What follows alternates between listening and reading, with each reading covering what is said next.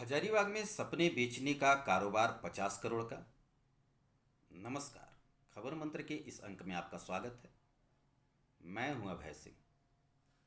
हजारीबाग में प्रमुख व बड़े 20 कोचिंग संस्थान हैं। वहीं छोटे और मध्यम स्तर के संस्थानों की संख्या करीब 400 से ऊपर होगी। इनमें वैसे शिक्षकों के घर या यहीं स्थित संस्थान भी शामिल हैं जो अकेले या कुछ अन्य शिक्षकों का सहयोग लेकर कोचिंग क्लासेस संचालित कर रहे हैं। इन सभी संस्थानों का संचालित कारोबार लगभग 50 करोड़ रुपए सालाना है। इनमें बड़े संस्थानों का हिस्सा लगभग 30 करोड़ और छोटे संस्थानों का सालाना कारोबार करीब 20 करोड़ रुपए का होगा। इनमें इंजीनियरिंग, मेडिकल, बैंकिंग, रेलवे, विभिन्न लोक सेवा आयोग सहित व्यावसायिक, तकनीकी व पेशेवर शिक्षा के संस्थानों में नामांकन के लिए कोचिंग कराई जाती है। शहर के कुल 8 संस्थानों का सालाना टर्नओवर 1 करोड़ रुपए से अधिक है। हजारीबाग टाउन में संचालित 4 कोचिंग संस्थानों की कमाई कुल मिलाकर 10 करोड़ रुपए प्रतिवर्ष है। इंजीनियरिंग की तैयारी कराने वाले शहर के कई शिक्षक अकेले सालाना 1 करोड़ से अधिक कमाते हैं। कुर्रा और मटवारी के कोचिंग संस्थानों में यहाँ भरमार है। यहाँ खुद तैयारी करने आए स्टूडेंट शिक्षक बन बैठे हैं और मैट्रिक और इंटर की परीक्षाओं की तैयारी कराकर कोचिंग क्लासेस के संचालक चांदी काट रहे हैं। कोचिंग कारोबार के इस मकड़ जाल का अंदाजा इसी बात से लगाया जा सकता है कि कोर्रा और मटवारी में 2 किलोमीटर के रेडियस में करीब 200 से अधिक कोचिंग संस्थान मौजूद हैं। कारोबार में मुनाफे को देखते हुए कई तो दूसरे जिलों से नौकरी छोड़कर यहाँ आ गए हैं।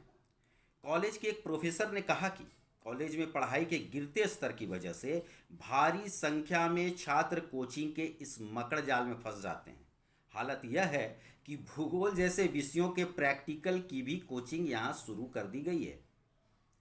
कोचिंग हब के रूप में विकास की ओर अग्रसर हजारीबाग जिले में कोचिंग संचालक ज़्यादा से ज़्यादा छात्रों को फांस सके, इसके लिए कई तरह के तरीके भी आजमाए जाते हैं। कोई संचालक आईआईटीएन बन जाता है तो कोई विदेशी कॉलेज से डिग्रीधारी।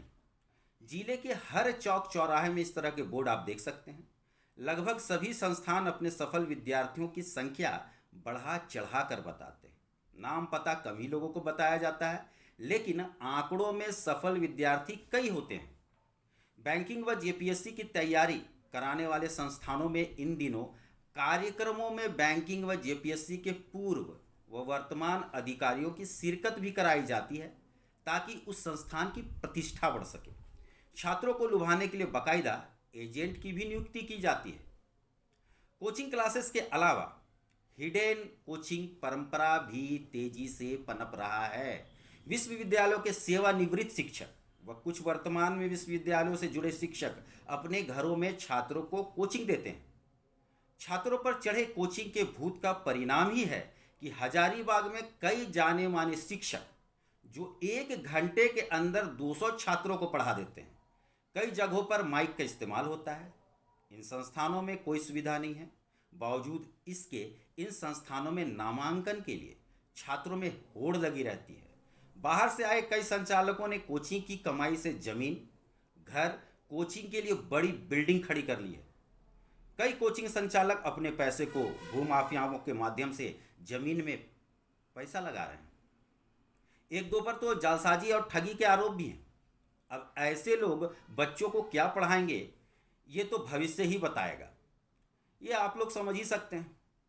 ट्यूशन या कोचिंग के बारे में हमारा समाज पहले मानता था कि शिक्षा की यह एक सहायक गतिविधि है जिसका सहारा लेकर कमजोर छात्र परीक्षा में अच्छे अंकों से पास हो सकते हैं।